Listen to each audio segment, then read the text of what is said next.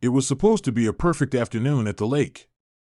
The sun was shining brightly, the air was warm, and the rhythmic sound of the water lapping against the dock created a sense of peace. Two friends, Jake and Sam, sat back in their lounge chairs, towels draped lazily over their laps, soaking up the last few hours of summer. They had been planning this day for weeks, just the two of them, a cold beer, and the tranquility of the secluded lakefront. Their only company was the distant chirp of birds and the occasional rustle of the trees.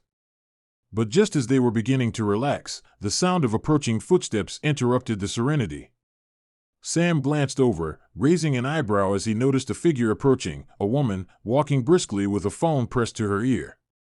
She was the only one on the dock besides them, but her presence seemed out of place, her hurried steps betraying a sense of urgency. Jake raised his sunglasses and turned to look. That's when he saw them, dozens of police officers, all dressed in uniform, marching down the dock with purpose. Behind them, the woman was still talking on her phone, her gaze darting nervously between the approaching officers and the men lounging on the dock. "What's going on?" Sam asked, his voice tinged with confusion. The officers were coming closer, their serious expressions signaling that this was no casual visit.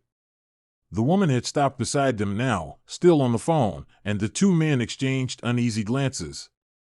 The lead officer, tall and authoritative, walked right up to Jake and Sam. He stood there for a moment, eyeing the pair with a look that made Jake sit up straight.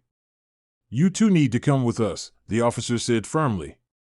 "Is there a problem, officer?" Jake asked, trying to mask the surprise in his voice. The officer's gaze didn't soften. "We've received reports of suspicious activity in the area," he replied, his tone unwavering.